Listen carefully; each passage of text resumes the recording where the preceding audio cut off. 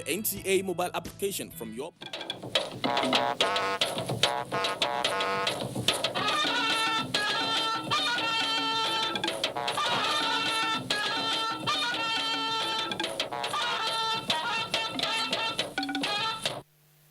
The Nigerian Meteorological Agency (NIMET) released the 2021 edition of the Seasonal Climate Prediction Outlook. The annual publication provides key information to ease decision-making for strategic planning and policy-making for operators across sectors of the economy, which rely on climate information for daily operations, relying on data from the climate prediction and hydrological studies. The Nigeria Hydrological Services Agency also released its annual flood outlook, which indicates that, like last year, 2020, flooding will be recorded in nearly all the states of the country, within moderate probable flood risk and those at high risk of the natural phenomenon, including coastal areas of the country. Now, learning from the devastation suffered last year, where lives were lost, many displaced, hundreds of thousands of hectares of farmland destroyed, Weekend File will beam the searchlight tonight on Nigeria's preparedness for the imminent flood predicted for the year and what must be done by all stakeholders to reduce the risks and impact on the environment and well-being of the people. In fact, we shall be doing a post-mortem, if you like, on the losses of the past, interpreting the realities of the current year and making projections on opportunities for sustainable solution to flooding in Nigeria. I'm Joseph Johnson. Joining me to give perspective to the topic is the Director General, Nigeria Hydrological Services Agency, Engineer Clement Nze. Before that begins, of course, let's take some stories trending.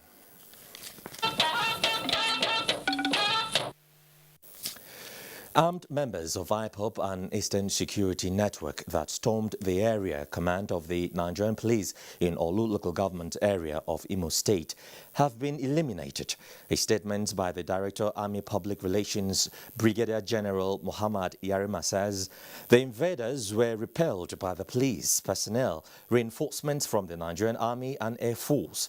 The criminals, the Nigerian Army explains, have been on the radar of the Joint Technical Intelligence Team and were from a forest camp in Idiato, North Local Government area of Imo State. They planned their failed attack, of course.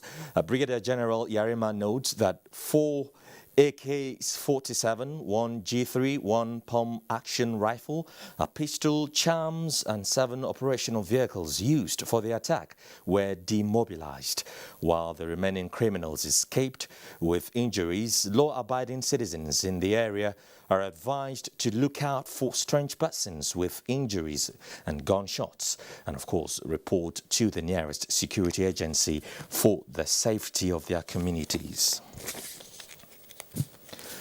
Meanwhile, no fewer than 7 police officers have been killed and vehicles burnt by unknown gunmen in Rivers State. Robinson Deratiede reports that the attack took place at 4 different locations in the state. In what appears like a coordinated attack on police formations in Rivers State, 3 officers were killed at Elungbun Police Station in Obiakwa local government area, 2 officers at C4I checkpoint, 1 officer at Ogbakri Junction, and 3 officers at Rumuji Police Station in Ikwere local government area. The unknown gunmen who were on police and military uniforms attacked the places at about 9 p.m. and allegedly beheaded and took away the head of some of the police officers killed, as well as razed down official and private vehicles, but were repelled by officers on attempt to raise more stations. It was alleged that the gunmen were repelled at Ahoda by local vigilante Ospak and the Elele military officers. The Rivers State Police Command in a statement confirmed the incident, stressing that 2 of the gunmen were killed, with a vehicle recovered, but the command, however, lost 5 rifles. The place was not bombed down, understand? It was some unknown gunmen which came and attacked the police. They bombed the police vehicle and they killed some of the police. First of all, they attacked C4I and they've got the signal. What they have to do is to be alert. Were they alert? If they were alert, they were watchful and know when they are coming. It's either they told those guys on ambush. The locals should as well help the government in providing information at the right time. The situation is said to be affecting the morale of police officers in Rivers State. However, the police command wishes to reassure residents of adequate protection of lives and property. In Port Harcourt, Robinson Delatede, NTA News. And the Federal Capital Territory Police Command has assured residents of adequate protection of lives and property. This assurance is necessitated by a viral publication on the social media suggesting, quote, areas within the FCT vulnerable to Boko Haram attack. On the contrary, the command has deployed overt and covert strategies to curb banditry and other criminal activities across the territory. The command further implores residents to report all suspicious movements, emergency or distress through these numbers: 0803 200 3913, 0806 158 1938, and to report the conduct of police officers. In the meantime, there is no longer any hiding place for human traffickers in Nigeria, no matter how highly placed or connected. Director General, National Agency for the Prohibition of Trafficking in Persons, NAPTIP, Iman Sulaiman Ibrahim, said this when she had an audience with the management of the Nigerian Television Authority, NTA, in Abuja. Adebola Brookslyn Sunday reports. For the Director General of NAPTIP, Iman Sulaiman Ibrahim, the largest television network in Africa, NTA, is the best place to be if our agency must reach all parts of Nigeria. Our citizens have become commodities for sale. Her plea to the NTA Director General, Yakubu Eben Mohammed, is to assist the agency in fulfilling its mandates of coordinating all nations' crime prevention and stamp out human trafficking and uplift the vulnerable from exploitative tendencies. We don't want to wait for people to become victims. We want to come strongly from the preventive angle. That's what our renewed vision as an agency represents. We must collaborate with each other. The NTA DG, who described human trafficking as a pandemic, said the fight against the societal ill is the business of all. It can lead to slave labor, it can lead to prostitution, it can also lead to death, in the hands of harvesters of human organs. So it's important that Nigerians get to know the risks that they run, in going out of Nigeria at all costs. Both heads of the two government agencies agreed to set up a four-man committee to fast-track the implementation of their collaboration. The NAPTIP head said the agency will always be ahead of those who are bent on human trafficking and other similar human rights violations in the country. Adebola Brookslyn Sunday, NTA News. The Nigerian Shippers Council has proposed the construction of a 4-star hotel, shopping mall and a 2,500 capacity conference center in Jos, Plateau State. This was during the inauguration of North Central Zonal Coordinating Office Complex. Caleb Gochin reports. Nigeria's quest to diversifying its economy brought about the establishment of the inland dry ports, with one sited at Haipang in Jos. This development has indeed rekindled the interest of business associations, importers, exporters, and indeed farmers to have a common ground for convergence to promote their goods and services. In the name of God, the Holy Spirit. Mr. Rotimi Amechi says the inauguration of the Shippers Council Zonal Office will add impetus to government's commitment at creating opportunities for businesses to thrive. The essence of some of these projects is to create jobs so that we can reduce banditry and we can reduce insecurity. If we don't create jobs, we will not reduce crime. Because of this serenity, centrality, easy access, good weather, mining and agricultural endowments, hospitable people, and a lot of tourist attraction, Plateau State becomes the natural choice for the development of inland shipping business in the nation. This city deserves no less than this. I'm sure I'll find the support from the Federal Ministry of Transportation, the Plateau State Government, and the private sector. Major stakeholders in the shipping business appreciated the gesture with a pledge to make the best use of the office. Mr. Rotimi Amechi had a stopover at the Jos Inland Dry Port, where he was briefed on work so far. In Jos, Caleb Gochin, NTA News. Another statesman and chairman of Pan-Niger Delta Forum, PANDEF, Chief Edwin Clark, has commended the Niger Delta Development Commission (NDDC) for embarking on people-oriented projects and programs that impact positively on the people. Chief Clark stated this at the commissioning of the 3.2 kilometers road in Delta State. I commissioned this road on behalf of the Honorable Minister. Kiaboda community is known for youth restiveness, perennial flooding occasioned by the terrain, resulting to poverty and unemployment.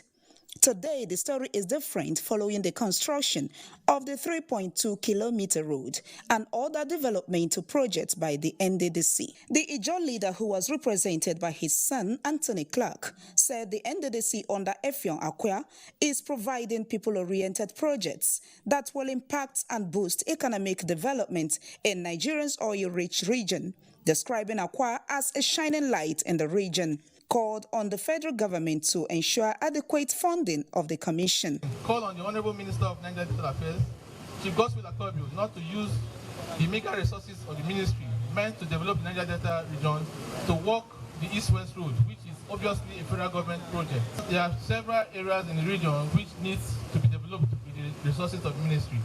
Interim Administrator NDDC Effiong Akwa was elated at the warm reception in his honor and thanked President Buhari for the opportunity to serve the people. This road is going to link up Ugeli and Burutu community. With the introduction of this road, people can now travel home. Those who used to park their cars in Warri and travel home and end somewhere can now drive their cars to their villages. This is a great thing. This is development. Other stakeholders thanked the federal government for the appointment of Akwa, who they say changed the narrative for the good of Niger Delta region. From Warri, Delta State, Osinachi Abraham, NTA News. Still staying with Niger Delta, communities that are benefiting from government intervention projects have been charged to ensure proper management of such projects. Minister of State Power Godi Jedi Agba said this during the inauguration of a 60 kW solar hybrid mini-grid in Ikom local government area of Cross River State. Maureen Liu Ajum reports. Bansi is a rural community in Ikom local government area of Cross River State, which is bereft of some essential amenities, including portable water, access road, and public power supply. Today, the people of this community have a sweet story to narrate, courtesy of the federal government. For about 6 or more years now that NEPA came here. In fact, there is total darkness. But they pretend they give us light, but before you know, estimated bills will come. So this has come a long way to reduce that problem. As a village already we have artisans like hairdressers, seamstresses, and all of it. But this light that has come will boost the economic productivity of this area. Federal government, we thank you for this light you gave us. The Rural Electrification Agency is the driver of this project, as a 60 kW solar hybrid mini-grid provided is inaugurated by the Minister of State, Federal Ministry of Power, Godi Jedi Agba. I, Godi Jedi Agba, commissioned this project and for the use of humanity. We owe a duty to ourselves and to him to maintain this community, this facility. I'm glad at what I heard today, that the community has set up its group to take care of it. If we take care of it, more will come. Stakeholders laud the federal government for the gesture, while the leadership of the Ministry of Power reiterates its commitment to empower more communities by the provision of renewable energy. From Cross River State, Maureen Liu Ajom, NTA News. And from Cross River, we turn to Akwa Ibom, where the state has been nominated for a 5 billion naira health and social development grant from BUA Group. Governor Udom Emmanuel disclosed this while receiving the nomination letter from the chairman BUA Group, Alhaji Abdul Samad Rabiu. Susan Asuko reports. The African Fund for Social Development and Renewal is an initiative of BUA Group for charity and to give back to the society. In appreciation of Governor Udom Emmanuel's effort in the health sector, BUA Group nominates the state for a 5 billion naira healthcare and social development grant. Governor Udom Emmanuel, while receiving the letter of nomination, appreciated the partnership between the group and the state government. The governor stated that with the grant, an enduring structure and tertiary healthcare development system will be put in place in the state. He is aware that we have established referral centers in almost each of the federal constituencies in this state, and we've invested so much in secondary healthcare delivery system. So to support that initiative and also what we've done so far is come up with a pledge to support us, and we are hoping this will build something much more enduring. Representative of the chairman of BUA Group, Mr. Kabiru Rabiu, says the donation is to complement state government effort in developing the health sector in Akwa Ibom State. We are partnering Akwa Ibom State government, and we are making this commitment of 5 billion naira investment, in healthcare delivery. We are starting immediately with 2.5 billion naira payment. In Uyo, Susan Asuko, NTA News. President Muhammadu Buhari is deeply saddened by the death of Ajia Aisha Jumai Al-Hassan, quote Mama Taraba, who was Minister of Women Affairs and Social Development during his first term in office. President Buhari said both in office and out of office, her concern for the education of the girl child, especially those of Government Girls Secondary School, Chibok, who were abducted by Boko Haram terrorists, shone through. Her death is a huge loss, not only to female gender activist community, but to the entire country, the statement added. The president condoles with the family, friends, National Assembly and government and people of Taraba State.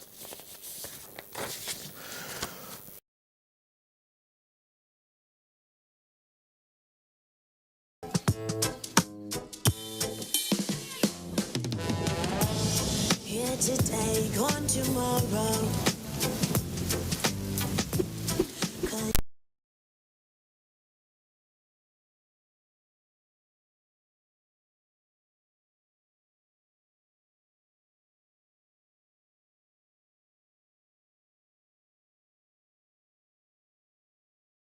Them go do like say them why.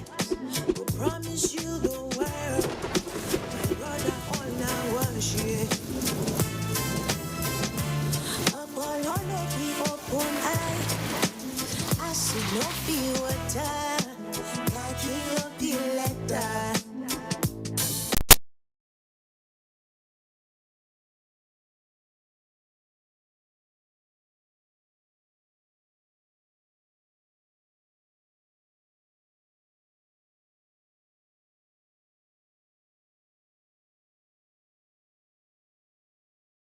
Healthy and give your mouth long-lasting fresh breath with new Oral-B 2-in-1 toothpaste. It helps strengthen your teeth and gives you long-lasting fresh breath. So fresh, still fresh, and still fresh. Stay strong, stay fresh. New Oral-B toothpaste for strong teeth and long-lasting fresh breath. Kehinde suffers from indigestion. His twin Taiyi suffers from heartburn. Sometimes it's the other way around, or both. That's why they use Gaviscon Double Action. It soothes within 3 minutes and lasts for up to 4 hours. For double relief from heartburn and Double Action. It is very important for us to tell our stories so that our people will know their history. Now, for make our people to get their mindset shaped for the right way. Now, what Tori be this for the best original Niger dramas, telenovelas, and sports? Get your Go TV decoder, Go Tenor, and 1 month Go TV Max subscription for only 9,500. My GoTV app to manage your account and enjoy better entertainment. GoTV, love it. The federal government of Nigeria is still conducting the nationwide COVID-19 vaccination. In addition to health workers, frontline workers aged 18 years and above and persons aged 50 years and above are advised to visit any designated vaccination site to receive the COVID-19 vaccine free of charge. Against COVID-19 and helps to restore socio-economic activities in the country. After your first dose, check your vaccination card for the date of the second dose. Ensure you receive the second dose for full protection against COVID-19. Say yes to COVID-19 vaccine. For inquiries, call the COVID-19 Vaccine Call Center on 0700-220-1122. This message is from the National Primary Healthcare Development Agency.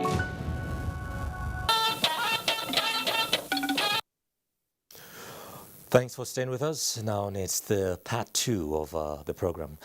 It is an annual ritual for the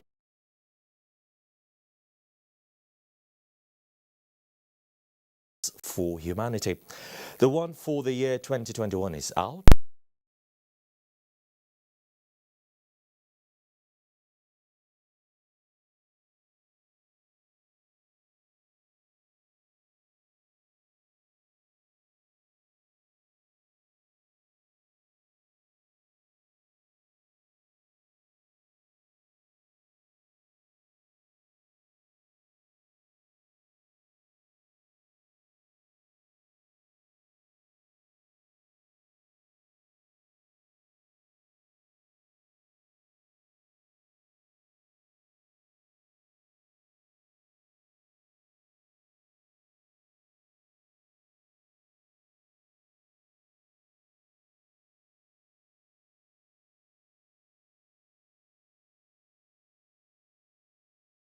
Preventive measures, particularly the location of residents in flood-prone areas. Floods come with attendant health risks through the contamination of potable water sources. In 2021, flooding will be exacerbated by the continuing ravages of the COVID-19 pandemic. It therefore behoves us to do all that is possible in our powers to give succor to the populace grappling with these twin disasters. In this light, my ministry has ramped up efforts in attaining the goals of early open education in line with Executive Order Number 9 signed by President Muhammadu Buhari in November 2019. With no state free from the pending floods this year, according to the 2021 flood outlook, NISA, working with other relevant agencies, says it will be prioritizing community engagements. In Abuja, Kelvin Ewonwaye, NTA News. From Abuja, we go to Lagos, a coastal state. Past flood records show mass destruction due to rise in sea levels and man-made factors. Another season is here, and Adeola Komiakere examines measures to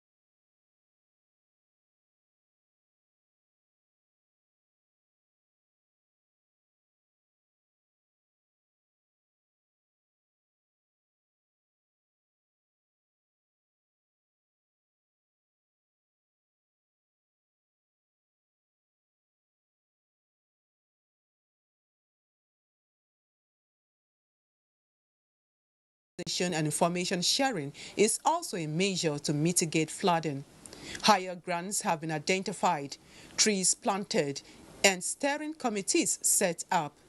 A bill for the preservation of the environment has also been presented to the State Assembly to give legal backing to the urban renewal measures to be carried out. And in preparation of this year's flooding, we have also put in place a sensitization team in town to sensitize people on the need to keep our canals clean.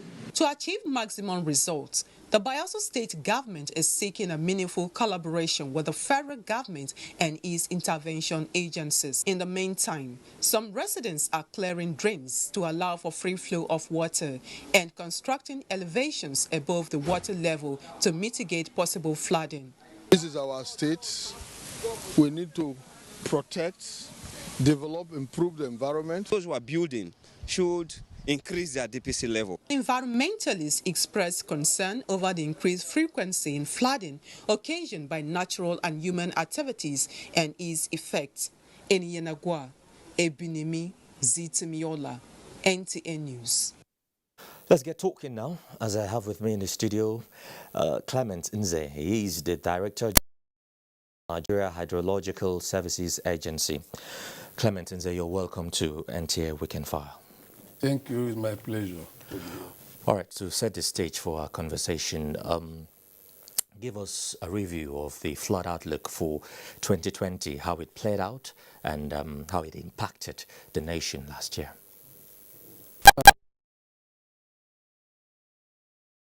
Quite devastating, especially from river flooding. There are three types of flooding we experience in Nigeria. Mainly three of them. The river flooding, occasioned by the challenges we have from upstream. Nigeria, there are 9 countries in the West and Central Africa that are brought together in a marriage by Rivers Niger and Benue system. Of all the 9 countries, Nigeria is at the bottom. So whatever happens in Guinea, in Mali, Niger, Benin Republic, Cote d'Ivoire, Benin Republic, Cameroon and Chad, in terms of pollution, in terms of flood, they will all come down to Nigeria.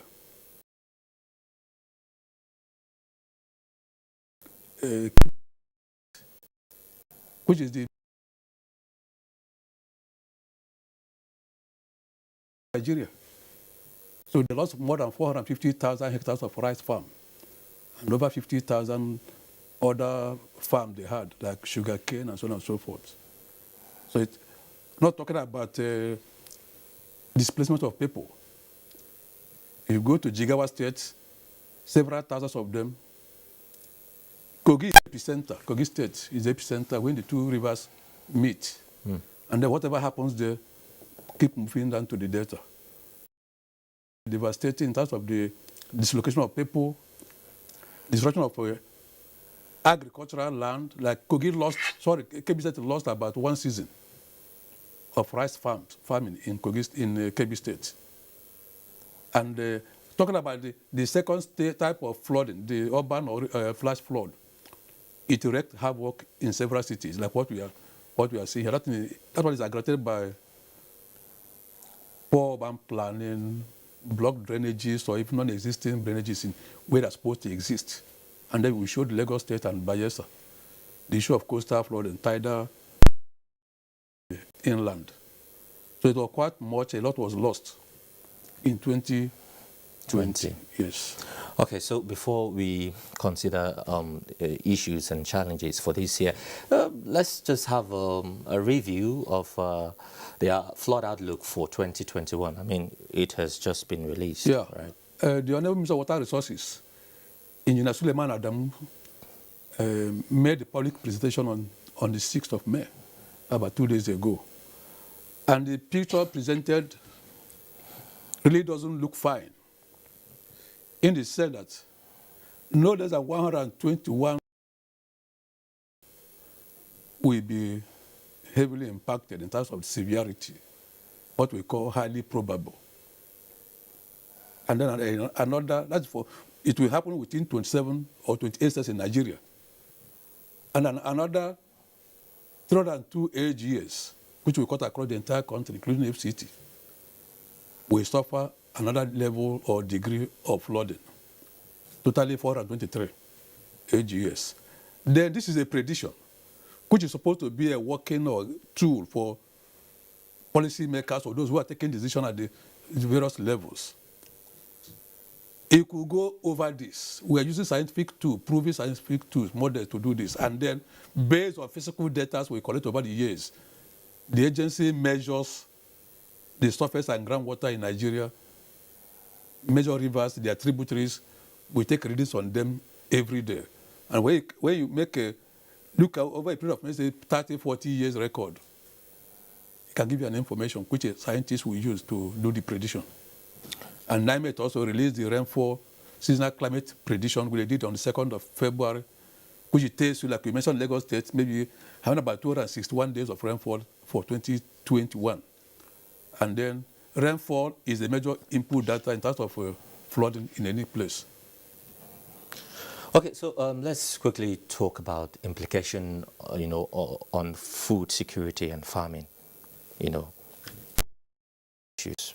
Generally, like the governor of Kebbi State, we were here sometime last year, he was online, and later we were together again on Good Morning Nigeria, physical. He will tell you what happened in Kebbi State. Like I mentioned earlier, over 450,000 hectares of rice farm was lost. More than 50,000 houses were destroyed. Now, like Kebbi is the epicenter of rice farming in Nigeria, and the governor is the vice chairman of the National Food Security Council. Now, they lost one stream. They have 3 farming seasons in a year. They lost one season. So that will trigger, in other states too, food insecurity.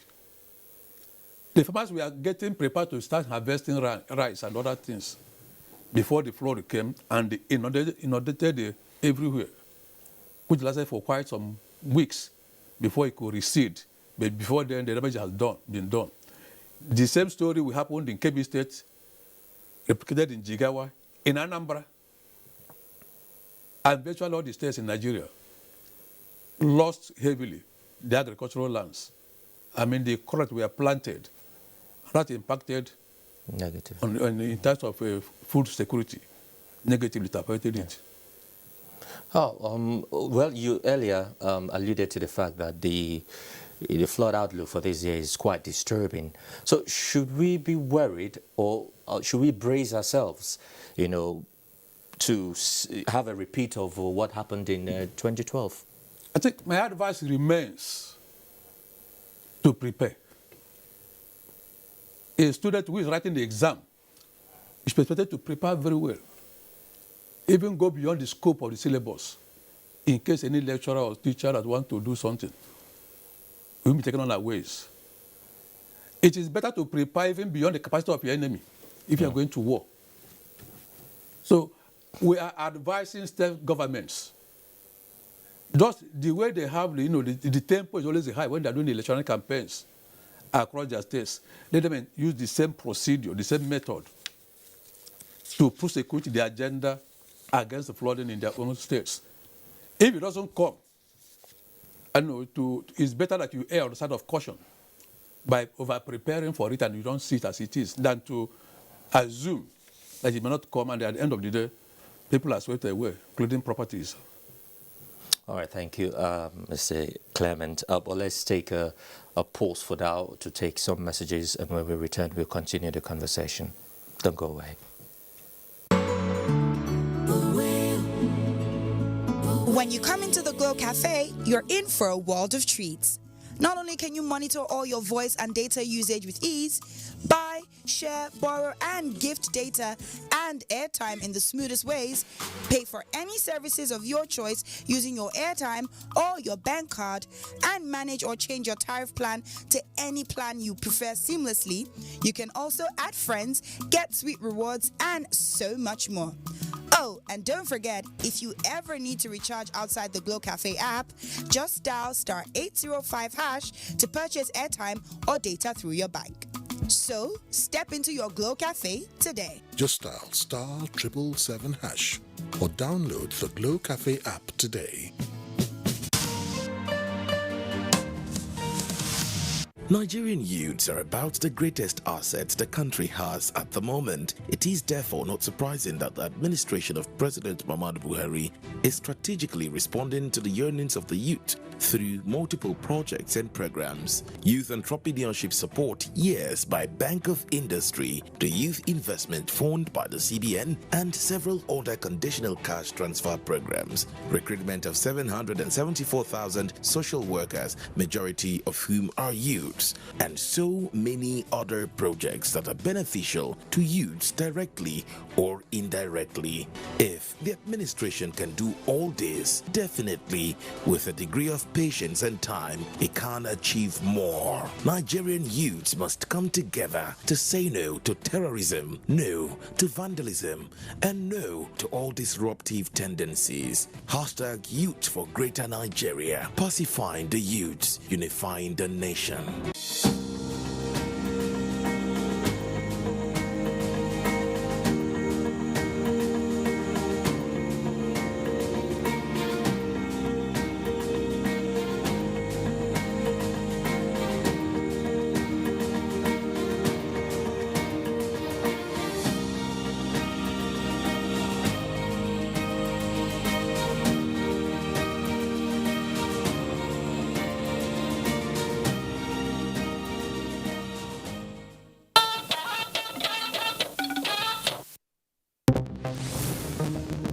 Flood in Kebbi State was a national disaster, being the seat of Nigeria's rice production. But that is now in history. The 2021 flood prediction is out. Will history repeat itself, or is the state trying to reverse it? Usman Abdullahi Shehu was on the field and now updates us. In spite of the adequate early warnings by the relevant weather and emergency management agencies against perennial flooding, yet communities continue to suffer the reoccurring flood devastation, destroying lives, farmlands, and property worth millions of naira. Last year alone, Kebbi State witnessed one of the worst flood disasters in recent times. 2020 flood submerged about 500,000 hectares of rice plantations and other crops, displaced many communities. Also, 4 major bridges in the state were washed away, cutting off socio-economic activities among communities in the state. Relevant stakeholders like the State Emergency Management Agency and the River Rima Basin Development Authority said despite the extensive enlightenment campaign by government, farmers and communities don't consider the early warning seriously, which has been a lingering challenge. You know, people are very difficult to at times understand things easily until when it's occur. So that is the problem of our people. We disseminate the information in time, but to respond at times, people doesn't respond in time. They highlighted measures taken to avoid flood this year to include the relocation of communities in flood-prone areas to safer places, clearing drainages and other waterways, and continuation of sensitization of communities on flood prevention measures, among others. Some farmers confirmed they have been alerted on the NIMET 2021 prediction by relevant agencies and will abide to avoid reoccurrence of the devastation witnessed last year. Usman Abdullahi Shehu, NTA News. Kogi, the confluence state, is approaching the season that makes it to be on the headlines again. The annual floods, of course. But our correspondent Deborah Yola in Lokoja reports that measures have been put in place to withstand the pending flood, as predicted by the authorities.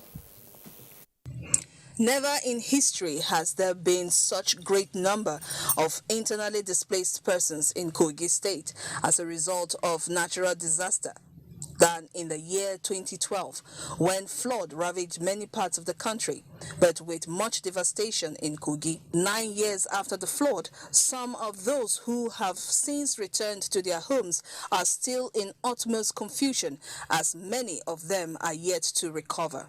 Today, the people are, however, full of joy that the experience of the past years are gone, at least for now. Okay, that of 2012 was greater than that of 2020. I think the flood of 2012 is much. It's very, very much, which is even in local. Sorry about the sudden end to that report. Well, I still have with me here my guest, Clement Nze. He's the Director General, Nigeria Hydrological Services Agency. So let's talk about awareness. How effective, is your agency, doing that? I mean, enlightening residents of those affected communities how to prevent such calamities. The agency is doing the best it can.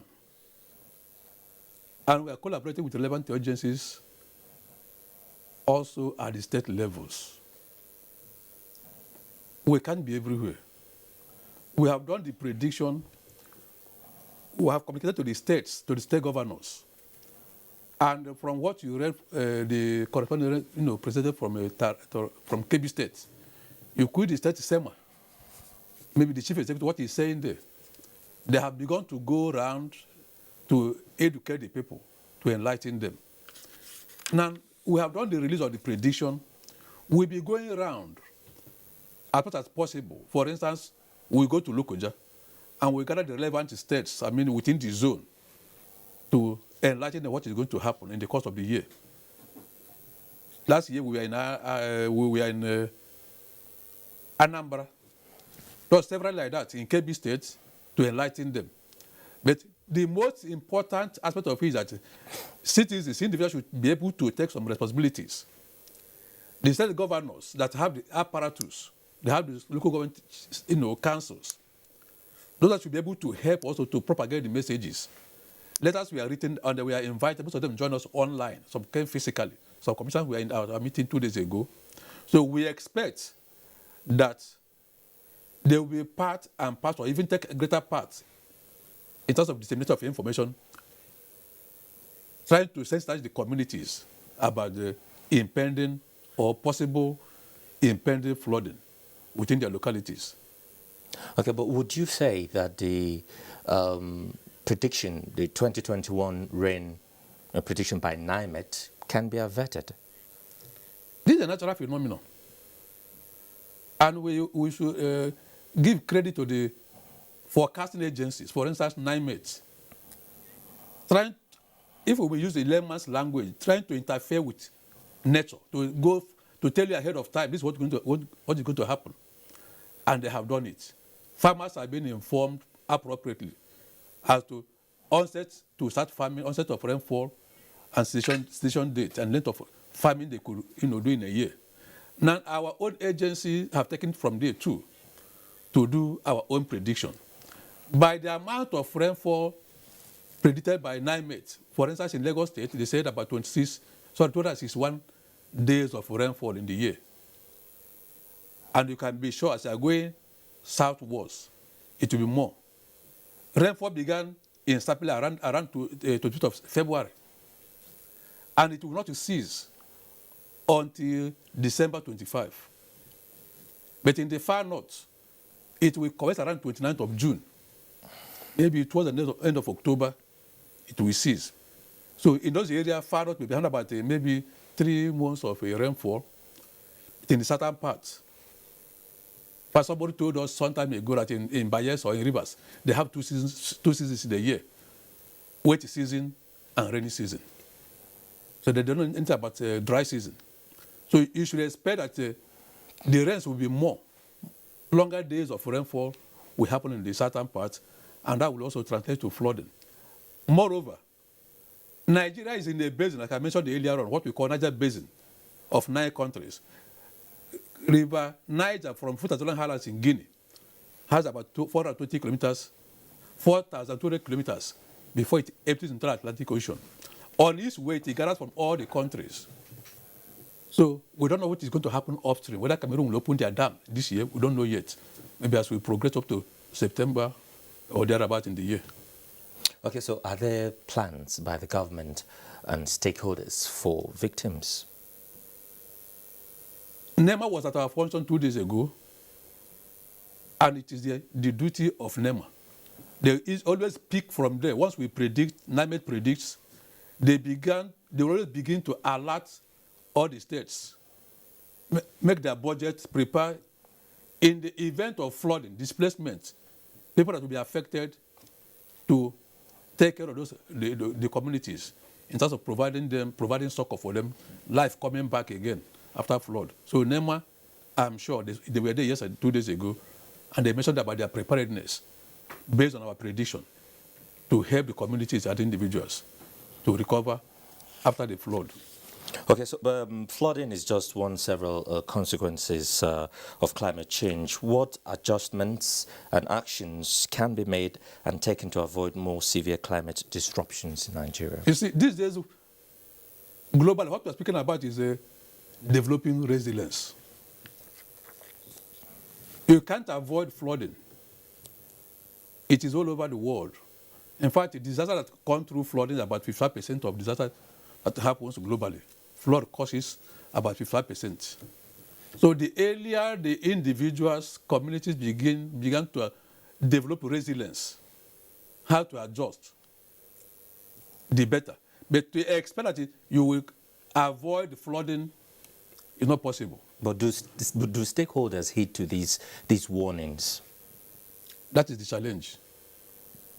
Most of the time, people are taking unawares. For instance, you are asked to relocate, to move. Yes, somebody will ask another question, move to where? But safety first. The flood may be within about 3 months in a year. One has to be at alert to ensure that within those periods you make adequate provision for yourself, for your life, in the first instance, and then your property, than to be carried away, swept away, your property, your life lost. So people should make preparation to move to a safer ground, and government also should do that. Develop what we call wet housing property, wet housing and dry housing schemes, so that during the certain period people can move upland and stay to do their businesses. When the rain is ceased and flooding has gone, you can go down back to the river banks and do your business. So, but I'm wondering, how did you come up with this prediction? Do you have, state offices? You have offices in the states? Yeah, the agency, the Nigeria, scientifically, or what they call in hydrology, is divided into 8 hydrological areas. Area 1, 2, 3, up to 8. So we have offices in each of the 8 hydrological areas that also carries out, each of them carries out the hydrological activities within their zones. So we have offices, and we intend to open more. But based on foreign constraints, we are not done be able to do that yet. Some quarters say there are people benefiting from flooding. How true is that? That is quite true. I recall in 2016, I will mention the states. We wanted to go and tell them ahead of time that the flood is coming, because we know the locations. I was told, point blank, don't come, unless I bring in relief. In 2012 flood, which was the highest so far in recent time in Nigeria, I know quite, there were the states in terms of severity, we are classified into A, B, C, D, E. And the government then set up what we call Presidential Committee on Flood Relief and Rehabilitation, which is being co-chaired by Aliko Dangote and Olisa Abakoba. Billions were pulled there from government, from public spirited individuals, from corporate bodies. Some states receive about 5 billion, some 4 billion, 3 billion, and so on and so forth, depending on the severity. Somebody got to 200 naira. A victim. Some victims got what?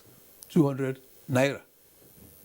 So some people are benefiting. To answer your question, yes. Some people are benefiting, and that is why it looks at times as if some governments at certain levels are waiting for destruction, and then money is being made available, and they play the ball. So that is the challenge, and so much is being spent on rehabilitation, that's medicine after death. But the forecasting agencies, we keep crying. We need more funding. Don't spend 50 billion naira to do rehabilitation. I thought people, you can't even rehabilitate a dead person. Last year, about 69 people died. But then to give maybe some hundreds of millions to do the proper work to prevent some of those things. it becomes difficult. Oh, no, thank you very much, Clement Nze, Director General, Nigeria Hydrological Services Agency. It was quite insightful speaking with you. It's my pleasure. Thank you. Thank you, sir. All right, let's just take a break now. Stay with us.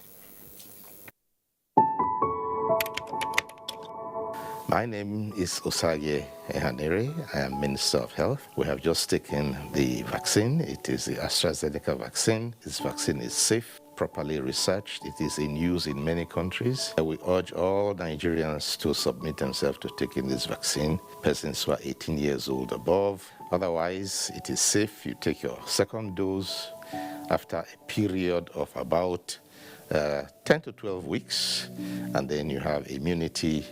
Nigeria is aiming to vaccinate 70% of our population, and therefore be one of that 70% to give us herd immunity.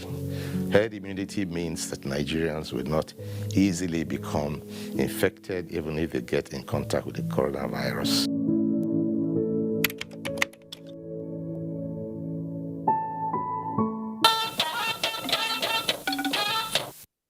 Let's bring a sports update with Bade. Bade. Many thanks, Joseph. Bayern Munich have been crowned Bundesliga champions for a 9th successive season, with their coach Hansi Flick set to bow out with another title under his belt. The Bavarians then celebrated their title win by making a light work of Borussia Mönchengladbach with the heat for 6. Meanwhile, it was a different story in England as Chelsea delayed Manchester City's Premier League title winning party by running away 2-1 winners at the Etihad earlier this evening, with Sergio Aguero's awful Panenka penalty miss being one of the highlights of the game. In other results, Leeds United dented Tottenham's top 4 hopes with a 3-1 win. Crystal Palace won 2-0 away to Sheffield United, with the game between Liverpool and Southampton on now, and is in the closing stages, with Liverpool leading 1-0, courtesy of a goal by Sadio Mane in the 31st minute. Back home, the second round of the 2020-2021 season of the Nigeria Professional Football League has officially begun, with Jigawa Golden Stars defeating Lobi Stars 2-1 in the sole match played today at the Ahmadu Bello Stadium, Kaduna. 9 other matches are slated for Sunday. Still on football, the draw for the maiden edition of the Abuja All-Stars Invitational Football Tournament was conducted in Abuja Friday, with organizers revealing that the tournament, which is aimed at promoting unity in the FCT, is open to only players aged 40 and above.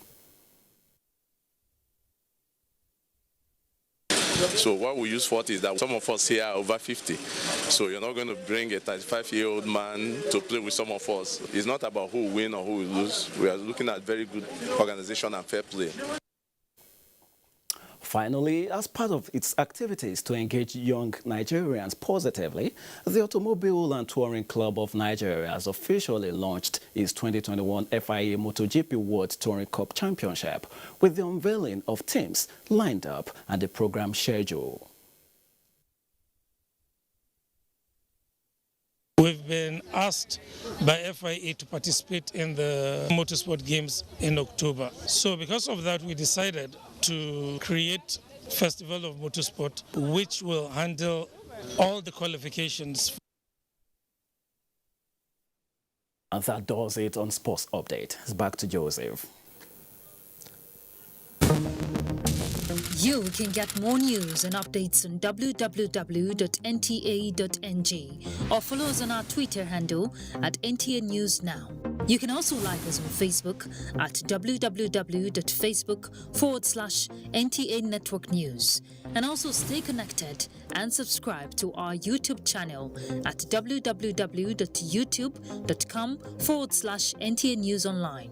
Also remember to watch our news live streaming at www.nta.ng/live.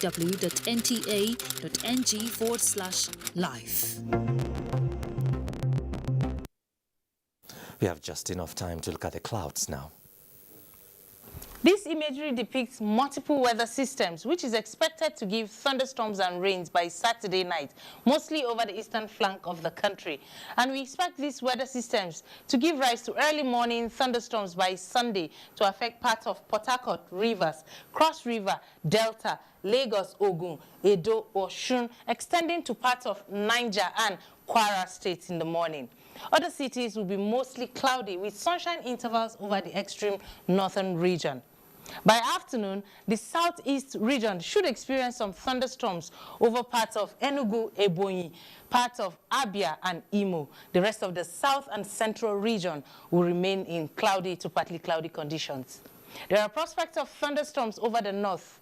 These would include areas within Taraba, Kaduna and Zamfara states. That's our bit from here. Join us again.